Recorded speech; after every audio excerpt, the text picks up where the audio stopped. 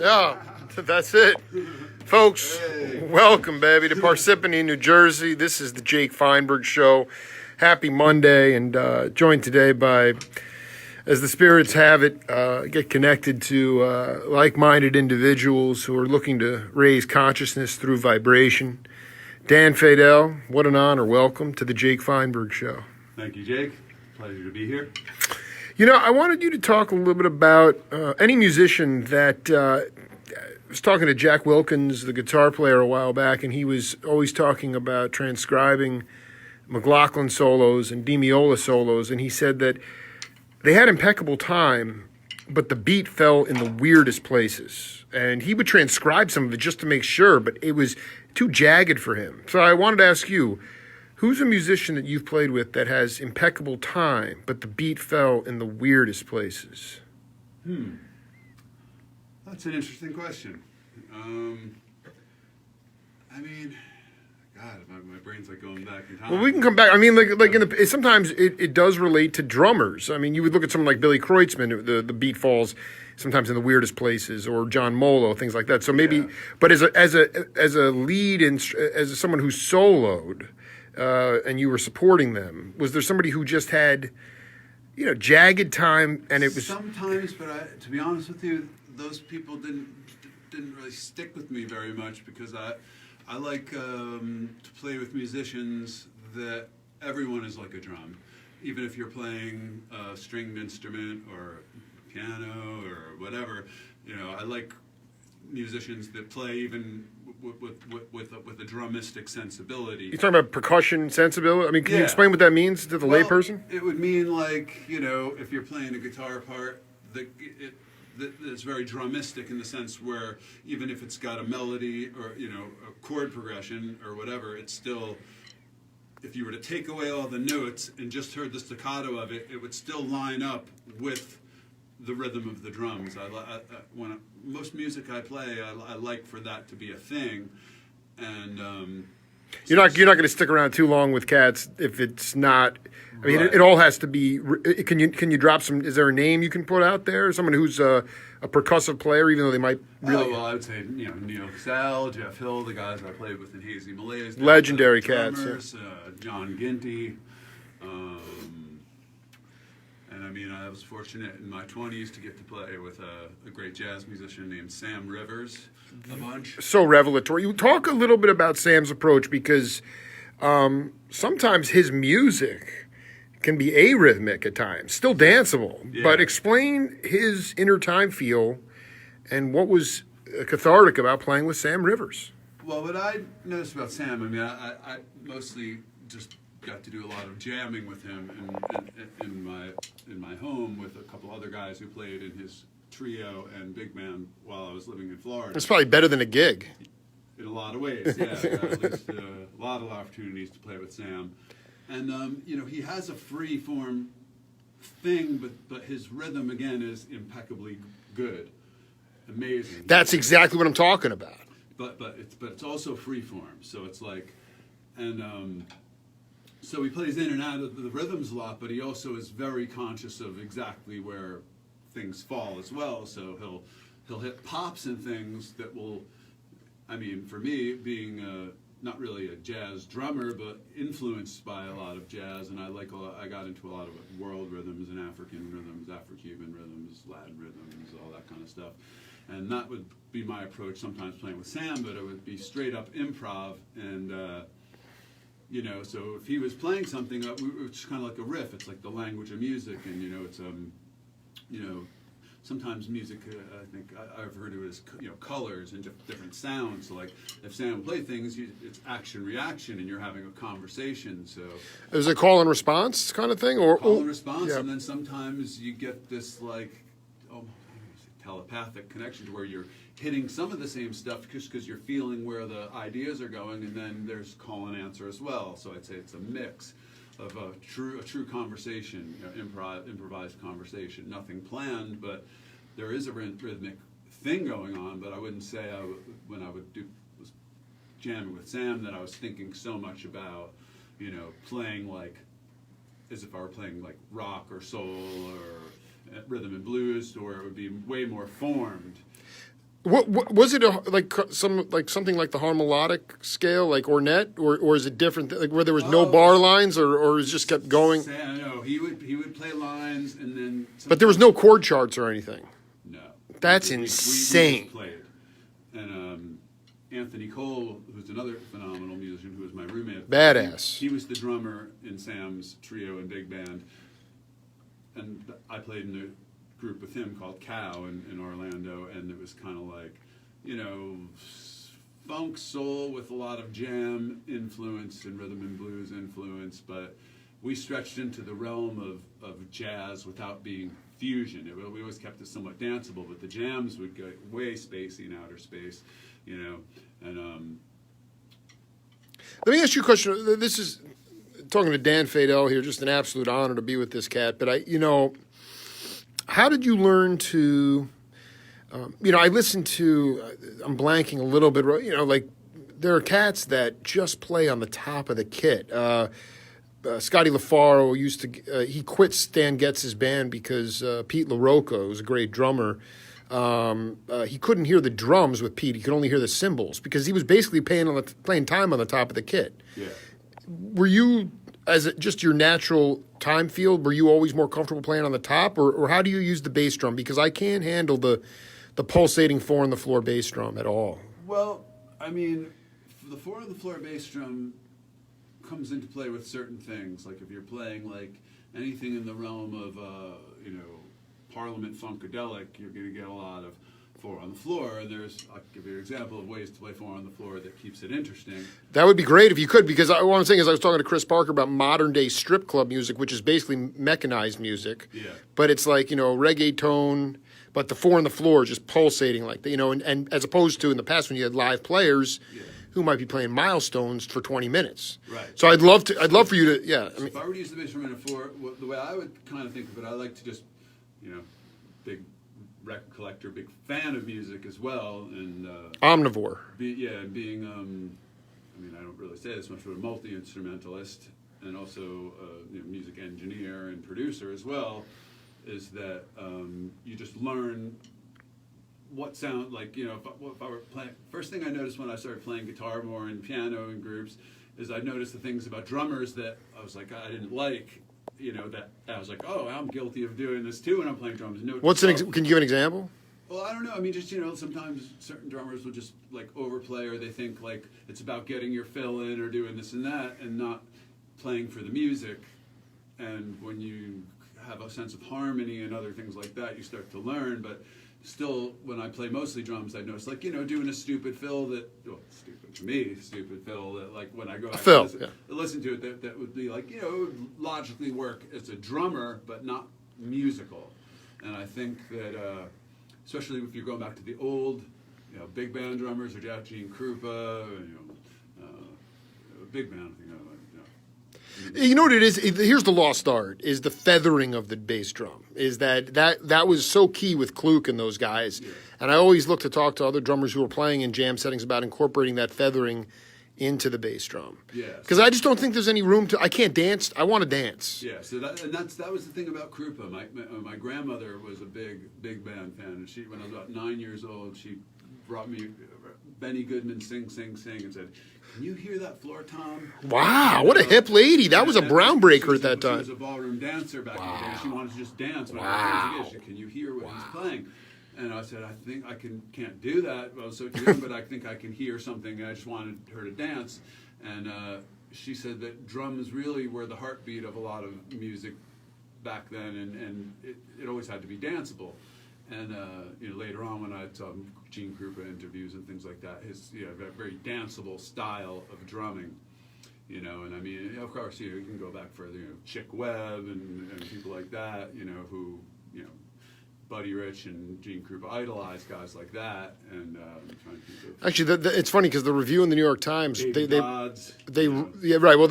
Khan, they ripped Krupa for that solo, but that still stands the test of time. That was like 39. Yeah, that's true. Yeah. So can you show some examples of how you can keep the entertainment going with the 4-on-the-floor? Yeah, well, first of all, 4-on-the-floor so I'd say I love Parliament record, Up for the Downstroke, and Mothership Connection and things like that. And really, to me, my favorite stuff is the early Funkadelic stuff. You know, the first Funkadelic album, Maggot Brain, America Eats Its Young, Free Your Mind and Your Ass Will Follow, all that kind of shit, which is a hybrid of Free Your Mind. Yeah. So like, you know, Jerome Braley, who is the drummer for Parliament, you know, so like, I love a lot, James Brown drummer, you know. Stubble. Yeah, Stubblefield. Jabo, yeah. And the original drummer for James Brown was Clayton Philayu, who played on the first Live at the Apollo, and he was the guy who really, Jabo and Clyde were understudies of him, and Well, I'm not. You're going deep in the bag. Right. Hey, this is deep in the bag here. But Clayton got the job to drive the tour bus and be the road manager, and it was a better money gig, so he got, you know, Wow. Clyde in there. But he played, if you heard that first Live at the Apollo, like, I can't even duplicate his style. He's just he was kind of like Earl Palmer, but like a Benny Benjamin kind of, Palmer kind of cat? yeah, but like also like, you know, had those like, I don't even know, like these like tick-tocky kind of grooves. What year was that Apollo record? The first one's 62, I believe. Wow. 62. And Holy and shit. Night Train and Think are the two tracks on it where he's just like, whoa. You know, it's like just crazy, so upbeat and just really nuts. And so how you do Four on the Floor? I like to do it like sort of like Parliament, like Jerome Braley, but then I'll like try and put like more of like a James Brown. I want the Fadel model. I mean, I don't. Yeah. So I mean, it's a mix. It's a hybrid. So you know, if you're like.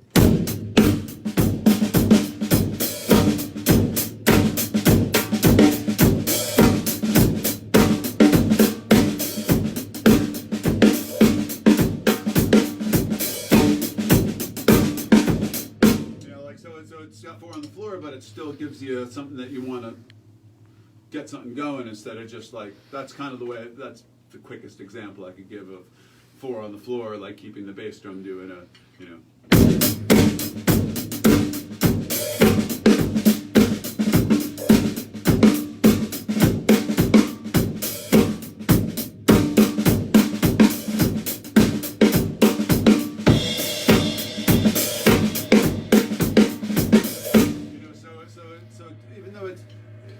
Not that much going on, but with the ghost notes and stuff in there, it creates an illusion of giving you something that, but you still got that pulse. And everything to me, even though it has to have a swingy kind of thing to it. If it's just too stiff, then, especially with Four on the Floor, then it can easily get monotonous. And, just staring at the wall. Yeah, I mean, but as long as you keep it a little bit swinging and you put something interesting on top. I mean, even if I did it totally straight, it's just the way you play it.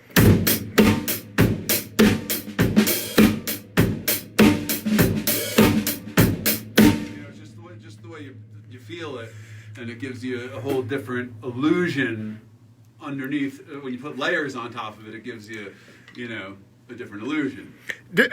Would you say, like, when you connected with Neil and Genty, I mean, you were all from the same area. From this area. I mean, there's a lot of grease, and how did you guys get the grease in the music and not make it where it swung, even though it might be considered rock? It's just how I play, and and Neil and Jeff have great time, and Genty has great time, and everyone plays. And that was evident from when was the first time you started? Oh, that's just how we played. That's how I play, and everyone plays to it, you know, because I don't like things to feel too stiff, really, ever. I mean, even if it's a technically simple beat, that's where sometimes playing piano or other instruments, and even Steve Gadd talked about that, like playing the length of the note, even on the cymbal or whatever, you still, even if it's staccato, you're still feeling the note lengths. And to me, I don't like things to be too stiff, you know. So even if I'm playing, you know, if I'm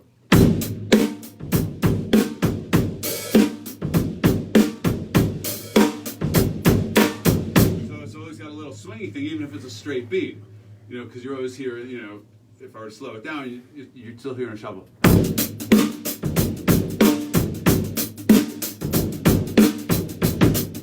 know what I mean? So it's just just what you picture in your mind, even if you're leaving beats out, all that's still there in the length of the notes.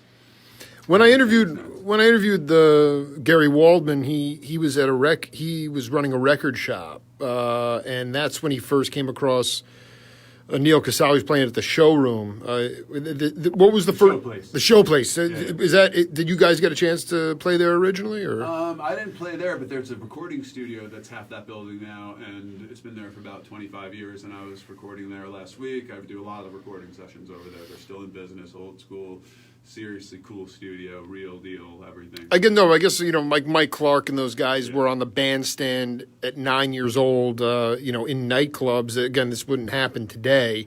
So I'm trying to figure out how you got your experience on the bandstand at a young age. Oh man, I started so young. I mean, school jazz band. Like a small big combo or a big band. Well, school jazz band was like, when we were younger, it was like kind of stinky. And by the time I got into high school, we had this really good. He was like a Berkeley grad guy, and he was a good arranger, and he made really cool arrangements. And at first I didn't want to play in the school big band, but he wrote such cool arrangements. I was a sophomore, and I was like, hey, I want in. And then I just started playing those arrangements. But I always was putting groups together since I was about 13 years old with different musicians in town, always trying to seek out people who were older than me that I could learn from and play with that were better, and get knowledge that way.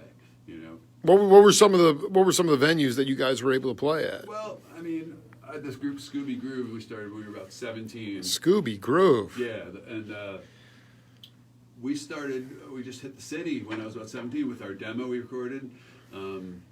That's how Neil and I reconnected. We recorded at the same studio, and the engineer said, hey, you got to hear these kids. And Neil heard it, and he called me up, and he's like, I want you to play on all of my demos. I'm, shopping a deal, Gary Waldman, and gotten him signed. Always Waldman. Yes, Yeah, no, always. wait, hold on. So you had known him back in junior high, or? No, I met Neil when I was for the first time when I was about 14. We started playing together when I was 18.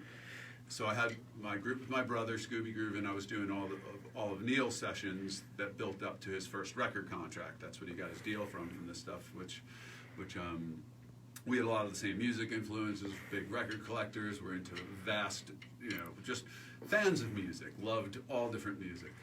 He heard you in there on another session. He heard the demo, because the guy who did at the studio, Neil, recorded all his stuff. Right. And I guess the guy was proud of what we recorded and played it for Neil, and Neil was like, oh, I got to get these guys, my brother and I got to get these guys to play on my stuff.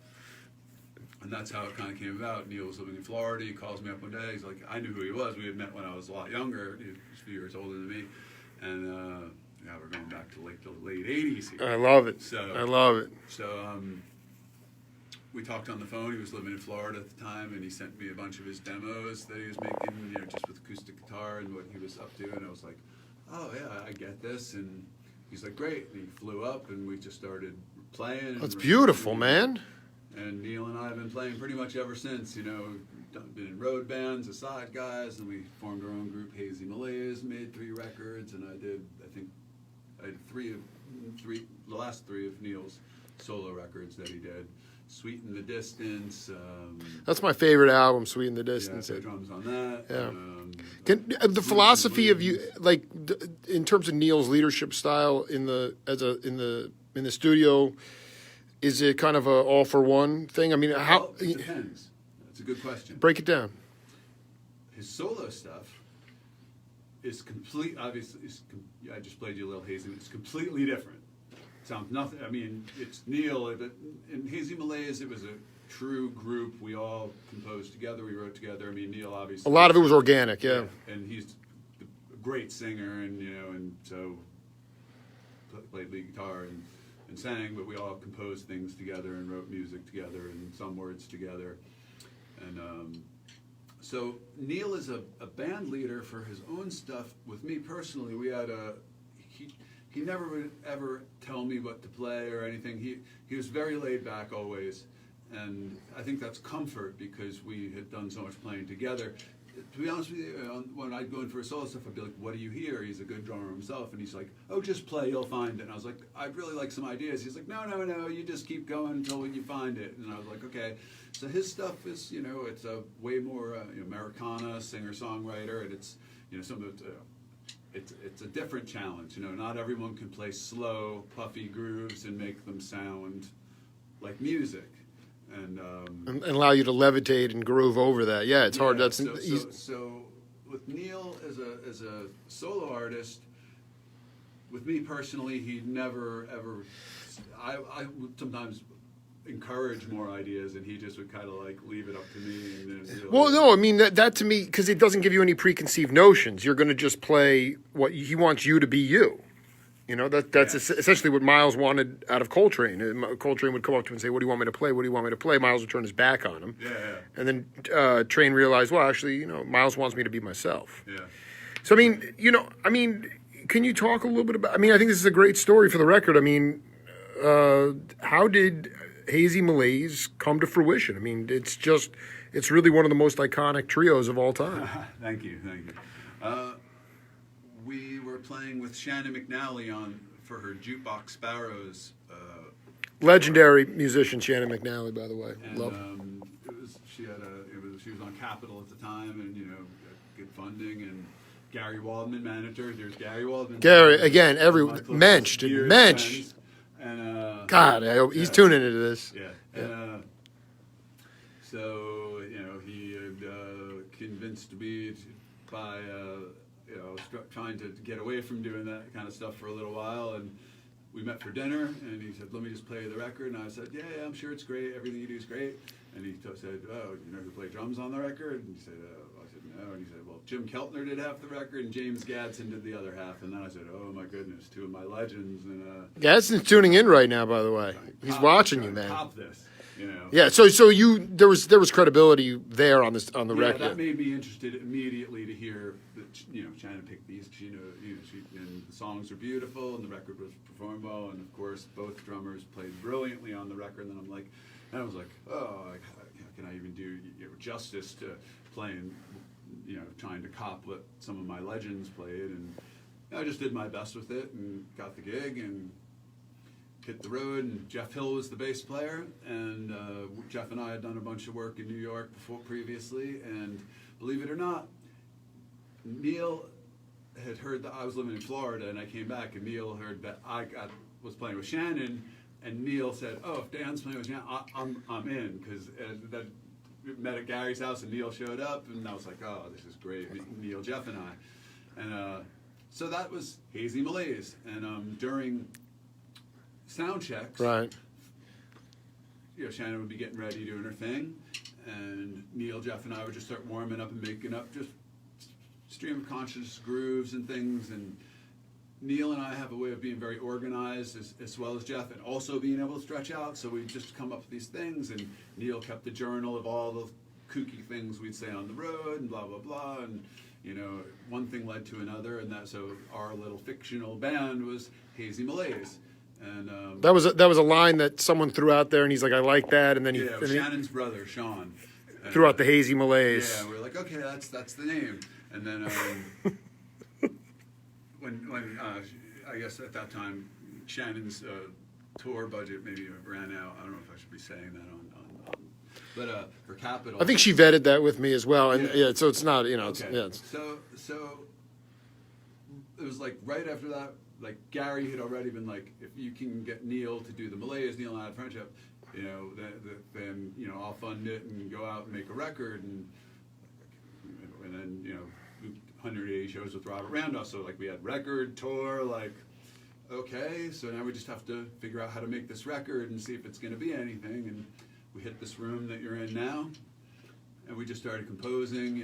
All of us play, are multi-instrumentalists, I guess, and we just would do a lot of switching. Neil on drums, me on guitar, Jeff on bass, Jeff on guitar. Neil on drums. And everything. Yeah.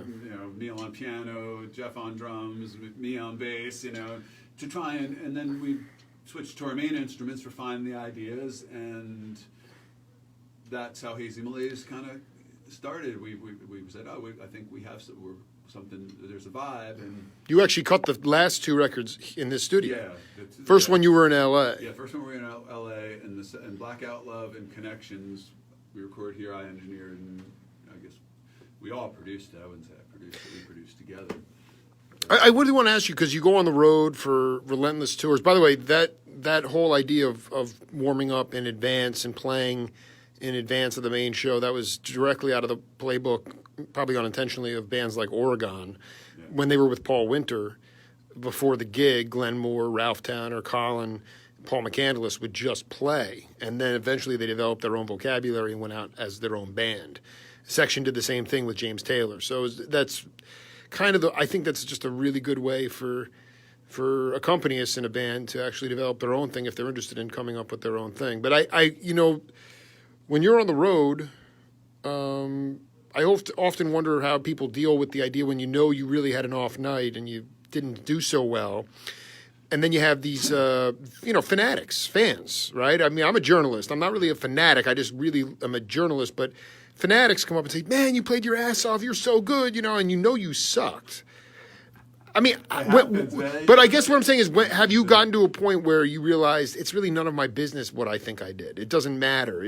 This is my gift to them. However they interpret it, that's what it is. Yes, and we had been seasoned by the time Malaze came out, so we all understood that it wasn't really about that. And some of the funniest weird things, like we get a lot of board tapes, and and it's like some nights we thought we were like on fire. We listened to the board tape, we were like, ugh. That's so. Sometimes we thought we were crummy, and we get a board tape. How does that work like that? It always works like that. It's just the moment. Like it's like sometimes what it feels like on stage, and the vibe is different than what comes across, and like sometimes the trio we'd sing 3-part harmonies together, and sometimes it would be like we couldn't hear our monitors, and we thought we were on, and we'd listen back, and as the Grateful Dead goes, a lot of their board stuff there's some great stuff, and then some of the stuff the vocals are all over the place, especially like late 60s, early because they were a real band, they played organically.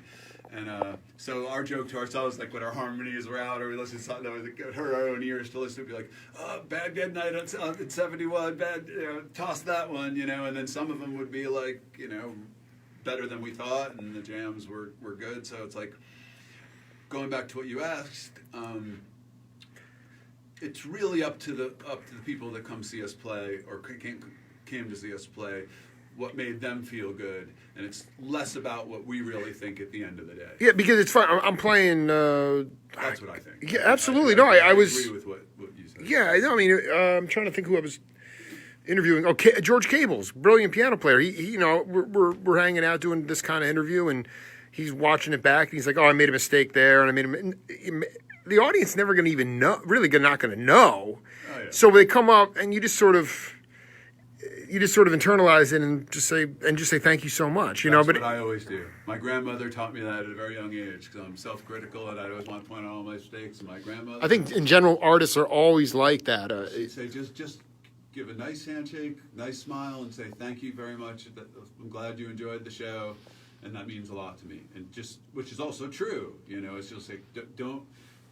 When somebody pays you a compliment or respect, the last thing that I think that I would want to do is to I sucked tonight. Yeah, right. No, I dig. If it was an off night for me, like again, sometimes like going back to listening to recordings, like maybe what an off night was the good night, and how do I know? Maybe my head was in a different place, but the music sounded right.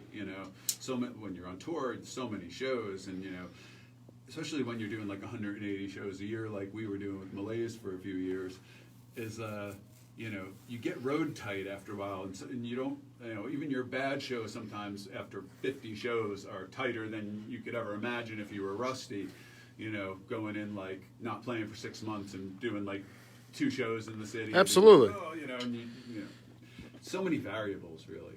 What do you, who was the drummer that, or any percussionist or any percussive instrument, like you couldn't steal a lick from them, but they taught you to be completely free and liberated? I mean, I remember Billy Kreutzmann in an article talked about, he said, I couldn't steal a lick from Elvin Jones, but he taught me that I could push all the way to the limits without, in his mind, was called before I broke rules. It's kind of like traffic laws. Like, how far are you going to push it until you break was there somebody who you could say they taught you to feel completely liberated on the kit? And just through records, or you know. Records. I mean, I'm going is because we're in my as you see my vinyl collection. It's like I think there's a lot of people that so many I can't even think. But I mean, you know, I mean the language of jazz. You know, and I mean like jazz up to 1969. Even Bitches Brew. And We can roll into '73 a little bit. Mahavishnu Orchestra. Intermounting Flame, Billy Cobham, Vital Transformation. I don't know if you're familiar with that track. I think I learned that beat when I was about 14. You want to frequent that beat for the It's yeah, hard. I know. I could try it. It's been a long time. Yeah.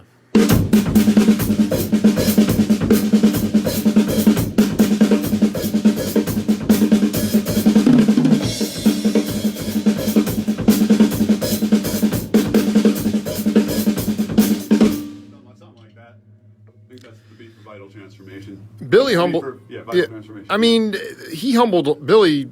I mean, nobody really knew what he was doing. Time signature it is, but that's the beat. I learned it. Right. I mean, did you? I remember when I interviewed Billy first time. He. Hope he wasn't watching. Oh, he will. He loved it, man.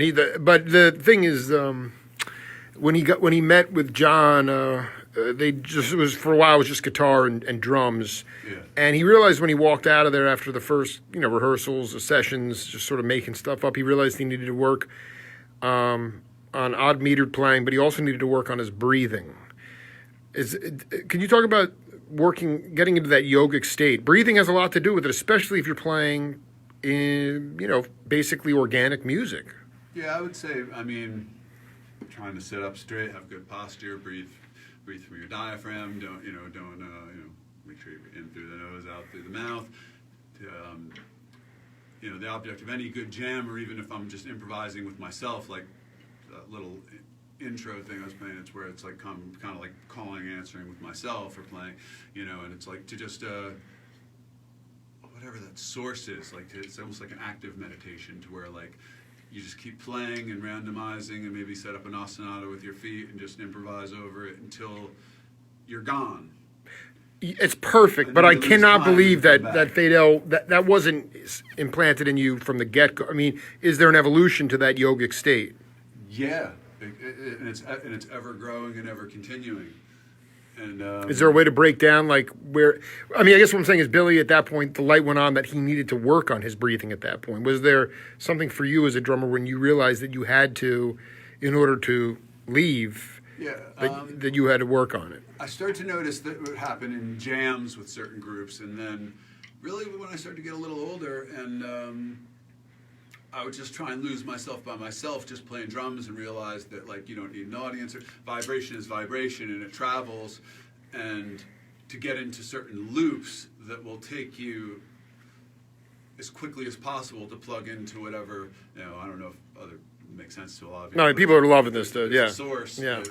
No, there is it's a higher source. Higher source, and like I said, like some of those, like playing in 3/4, playing in 3/4 or 6/8, and things like that, where you have a 4 pulse and a 3 pulse.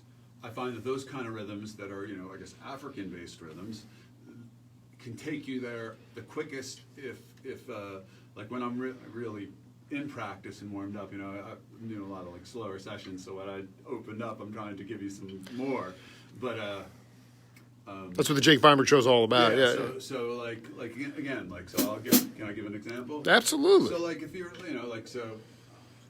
well, what I was doing at first is like so it's like so okay, so you have like 1 2 3 1 2 3 1 right 1 2 3 4 1 2 3 1 2 3 4 5 6 1 2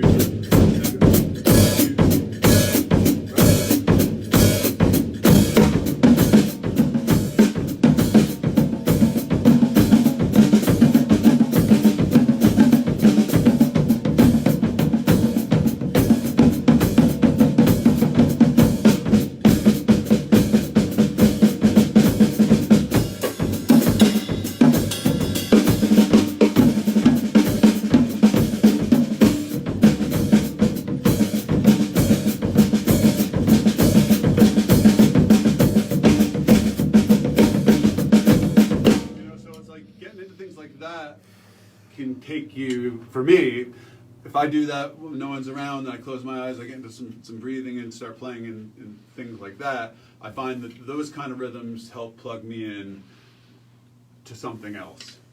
More than playing like even straight funk grooves or things like that, or rock grooves, you know. 'Cause that's more of like, I consider those more like tribal rhythms almost. Absolutely. Well, also, I mean, is it just the fact that you are basically cutting your brain in quarters and doing the four-way coordination? Is that? Well, yeah, if you got four-way coordination going on and then you get comfortable with it, your brain splits in so many ways that you can't really think, and then it can send you off somewhere. You know? I just want you to speak to the street scholars out there. Correct me if I'm wrong, but I don't believe that you were a North Texas or Berkeley guy. No. I just want you to talk about your attitude as it relates to, because I just feel like we're in a time that's just so heavy on facility now. Yeah. A lot of cats, it's not very vogue to, you watch somebody like Avi Bortnick, for instance, just amazing rhythm player. I mean, does not, solos only really when he feels like it, but it's just, I was talking, I mean, to see Jeff and Eric Deutsch the other day, I mean, they had a 4-piece rhythm section. It was just the foundation was so locked in. So, I mean, as a street scholar, for other cats out there who don't have 57 grand to go to Berkeley, which is what it costs now, how do you make your way to find your own truth on the bandstand? I think it's different for everybody. I mean, Yeah, what was your trip? well, I mean, like Ginger Baker said this one. Yeah, I'm hearing a lot of ginger in that, by the Yeah, way. well, A lot of yeah, that, you know, a well, lot of that's- cream in that. Yeah, so he said that like people are born with time, and then you just have to, develop your natural gifts. So it's like, even if you're a natural at first, like you have to open up doors, and the more you do stuff like that, another door will open to a whole other level of that, and then it's never ending, and then other doors, and it's not always about the super technical I mean, what I'm doing, I guess, because it's a lot of four-limb independence, it would be technical in a certain way, but I'm, with that rhythm, I'm not concentrating on trying to Absolutely. like, blow anyone's mind with any ripping It's new shots. dimensions of color and sound, these Yeah. doors that open, not chops. Sure, definitely. I mean, does that is that a subconscious thing that you only discover after hearing something, or do you feel it in the moment? I feel it in the moment, and some of it is also discovery over time. It's a mixture. Good question. Where are you looking to? I mean, at this point, I mean, the road can eat people alive. I remember Peter Rowan talked to me about just relentless tours, and I can't really. I mean, I'm on the road, but in the touring situation, it can eat you alive. And you made a concerted effort to actually go off the road at least once or twice, and long time ago, and do you still get horny to play on the road? And if so, no. Me personally, no. I'm the wrong person to ask about. Anyone who wants to do it or who has done it, anyone who has done it knows that it's a beast. There's beautiful moments of it, and there's it's more hard work than a lot of people think. Even just the long traveling and things The like days that. off, Yeah. knowing that you're, There's yeah. a whole ton of hurry up and wait going on a long time, all the time. Hurry up and wait. You That's a new Hazy Malaze album right there. know. Yeah. No, that's crazy because that does screw with anxiety and your equilibrium. Yeah, it can. And to me, like, what always made it worth it was that half hour, 2 hours, the playing. That's when you realize, like, this is why I do this, And, sometimes they have friends or people are like, oh, you're so lucky to do it. And, after you've been out there, sometimes, like, they catch you on day 160 of, You're like, it's not that glamorous, you know? Yeah, but you don't say that, really. No, You're no, like, no. oh, thanks very much. Yeah. You don't want to. I always like to let people, not let people. It's everyone's own decision. But I would never try and redirect somebody from the good feeling that they got from whatever they saw or heard or listened to. That maybe I played with a group or any other group that they liked that they played. What they played. Have you left your physical body on the bandstand? Many times. Can you talk about that experience?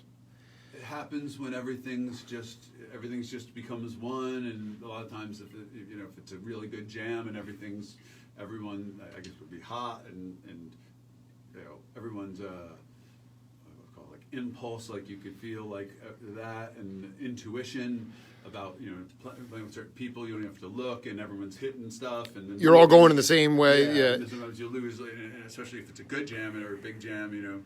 Sometimes I find myself very often losing 5-10 minutes, and then like not knowing where you are. All of a sudden, you're like, whoa, back in the structure. And I mean, do you find yourself going back to Billy? I mean, he and this is a guy who never did any drugs in his life, but he was on the back end of a Mahavishnu, exhausted. It's like the end of a tour, just like what we're talking about, Road Dogs, just dying there in France, and then all of a sudden he sees himself on the side of the stage while he's playing. I mean, have you been able to actually see yourself when you say you leave your body? Where do you go? Are you able to see Are you actually able to see yourself? I feel like me personally, I feel like I transcend to some other energy Play, source out in the sky. It's beautiful, somewhere. beautiful. I don't see myself. I don't see anything. I just feel everything that's going on around me. But almost subconscious, like as if you were in a synesthesia kind of thing, where you're tasting. Even, Yeah, right. Or in some form of like semi-lucid dream. Unbelievable. Maybe. That's me personally, but no, I dig. I think it's really important because I can't speak for others with that or where they go. I know a lot of people go there in their own way, and like you said, with Billy, like he saw himself literally watching himself on the side of on the side. That was from fatigue, though. That was from actual fatigue. Yeah. That can happen. That can happen if you're up for too many days, and you can literally. And you're playing 3-hour shows like Intermounting Flame. Yeah, Birds of Fire. Those first 2 records with that lineup. The original lineup. There was only those 2 records in that live record. Yeah, Rick Laird, Stop Hiding. He's the only cat I haven't interviewed yet from in that group. But I mean, just Jan Hammer. I love those guys, man. They're unbelievable players. Before we wrap, just 2 questions for you. There's a lot of cats out there today. They have big name recognition. Steve Miller, Journey, Tower of Power, Santana. These guys can just sell out arenas in heartbeats. They can go and make millions of dollars over the summer, and they're still healthy enough to play. Bless them for that. I don't think it's enough. I don't think they're giving back enough in their own way to future generations. So someone like yourself who's, you got your hand in like 9 different cookie jars, really, you're doing all different stuff. How, aside from playing on the bandstand, if you play once in a while, how do you pass it forward? How do you pass the knowledge forward? Recording.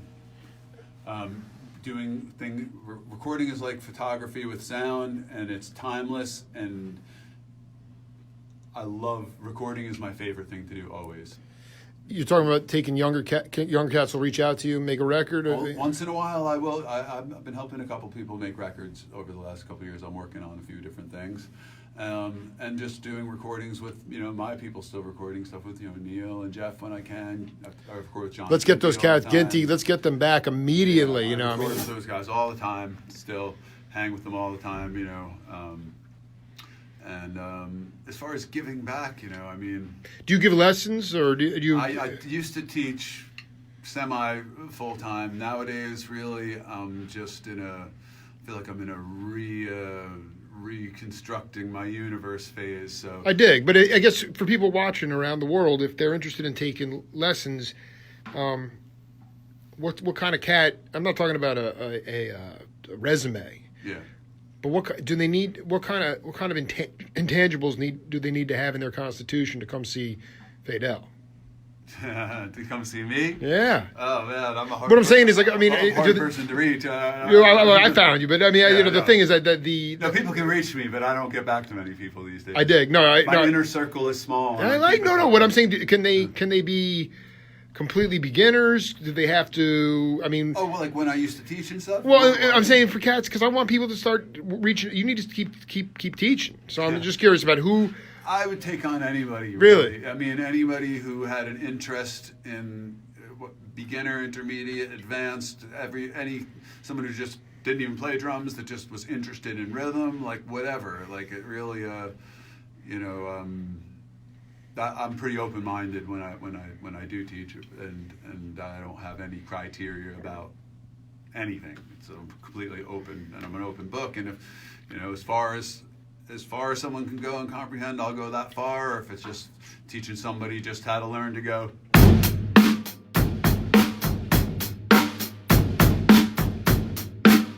Simple beats, but it's just, making them feel good. Or sometimes advanced drummers come in and they got too much of the, they want to, it's like they're trying to like rip stuff, and I'm like, you just got to learn how to go.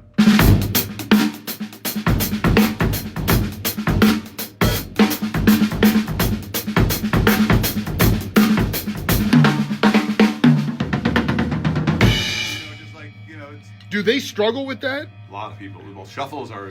No doubt about that. But even when people come in and they're just talking all over the kit, and then you ask them to slow it down and just play a shuffle, many people, even advanced drummers, struggle. Why do you feel like that? Do they not go back far enough in the lineage? What's the concept? You're not the first cat to say that. The shuffle beat, which used to be the hottest thing going, every city had its own shuffle beat. Yeah. The Chicago shuffle, right? Texas shuffle.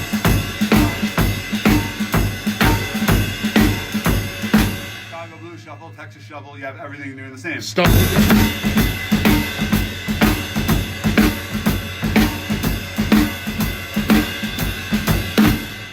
That's the difference between a Chicago shuffle, you're keeping it on the floor, and a Texas shuffle, you're shuffling it. Dude, Fadel, and nobody really owns the shuffle. Tony Brown-Nagel, he's still writing a book on it. Yeah. But I know, what about the sanctified shuffle? Like a Purdy shuffle? No, like out of the sanctified church, a holy roller shuffle. Gospel. Still be 4 on the floor. Still 4 on the But floor. more of a swing on the ride. A gospel would be more. It's even straighter. I'm talking more like like the Dixie Hummingbird. I'm talking about like the where you listen back to like. There's some really random like sanctified church records out there where they're playing electric bass. Yeah. And I'm not talking about worship music. It was just funky stuff. But there's so many. I guess my point is with younger cats is the shuffle beat. Why do you think it's just a hard in general? It's a hard beat to get down to make it feel good? In modern music and modern drummers, the whole rock and roll was based on everything swung still. And then you had guys like Kelder who had a jazz background swing it even harder. Yeah, and anyone, any of the, the Beatles, even have a swagger and a swing, That's right. That's how I started playing the drums, jamming along to Beatle records, Sgt. Pepper was the first thing I ever played on the drums. And I love the Beatles, love the Stones, Zeppelin, Hendrix, Cream, James Gang, all the. I dig that.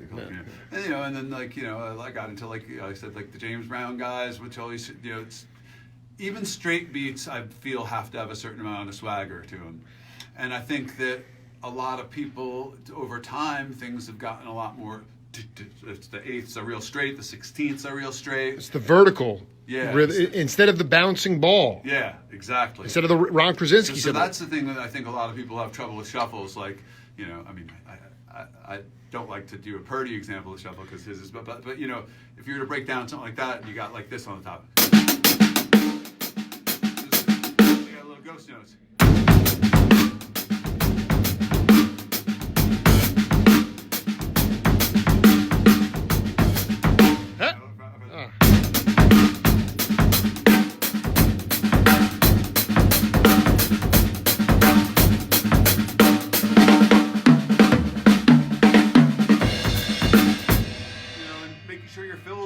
Are just as rhythmically part of the beat.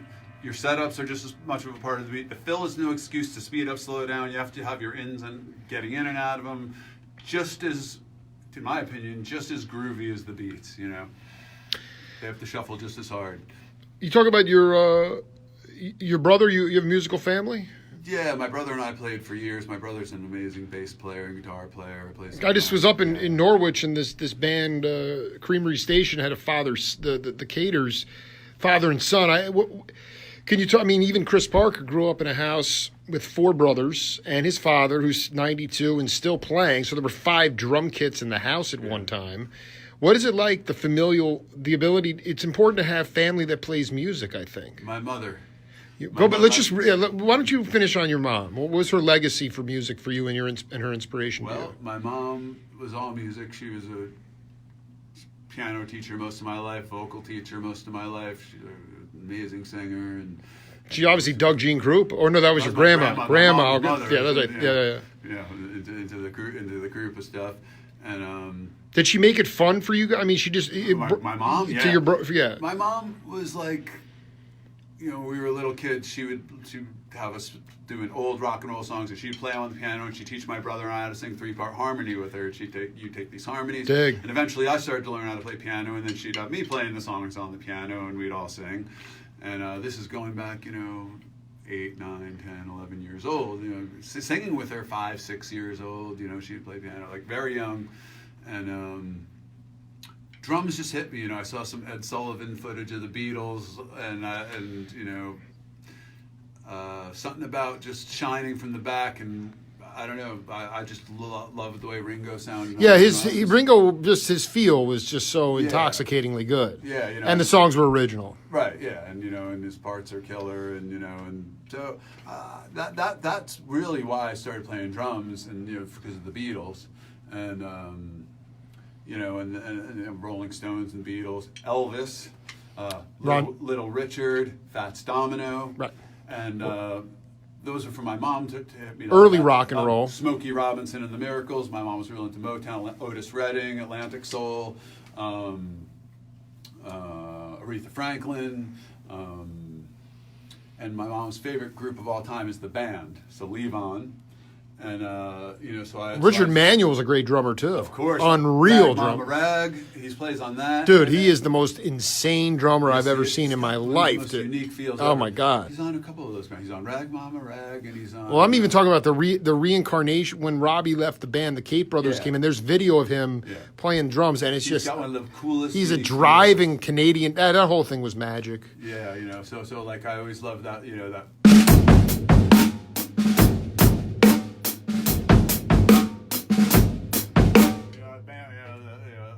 Love that thing. I mean, Levon would put his wallet on a snare, so it sounds a lot. I don't have a wallet right now, but that's cool. It's a more open sounding drum. So I got the Big Pink and the Brown the Band album. Those 2 records I heard from the time I was alive, and that music always blew my mind. Is it fair to say that I learned from really just paying a lot of attention, networking, looking for the best musicians in town. I was a seeker. Trying to seek absolutely. Out. And records. I really learned to play the records, and to me, I always wanted to imagine being in those groups. So when I'd not hear the drums, I knew maybe the drum parts weren't perfect, but I knew, I'm playing with the band, and that was whatever group it was. That's what would get me psyched. And as I played, I'd start to hear more of the nuances, and took some lessons to get some. My mom, because she was a teacher, she's after about a year and a half playing drums, she said, I think you should take some drum lessons. I was like, I just want to play, but I ended up getting a really cool drum teacher that hit me to some good stuff and some easy ways to get rolls going, and bouncing and stuff like that. And so I was, from 5th grade to 8th grade, I studied. That's really my only, and I was a terrible sight reader. On piano and drums, I can read. I know my theory well, but my ears were always faster than my eyes. Faked my drum teacher out for years. I couldn't sight read any of it. I just ask him to play it, memorize it, and I could read it at home. So reading out of the syncopation book and things like that. One day it took him 3 years. He's like throws the book on the floor. He goes, play page 20 to syncopation. I'm like, what do you mean? I can't play that with the music. He's like, you've been playing me. He goes, you've been playing me. I played it. He's like, damn it. Wow. And then he started to try and make me really learn how to sight read, but I have a little bit of a tracking disorder with my eyes, so I end up reading the same. Well, I mean, I think it worked out okay. One cat who's tuning in, I wanted you to talk about how, you are marinating in the great state of New Jersey. I'm from Long Island, but all my best friends are from New Jersey, south and north. But you're connected to the farmer Dave Schur. How did you meet Farmer? Through Neil. And have you played with Farmer? I might have jammed with a couple times in L.A., like in 2002 with Neil. Forget the name of the group. Was it Beachwood Sparks or? Not Beachwood Sparks. It was pre-Beachwood Sparks. It was pre-Beachwood Sparks. I forget the name of the group.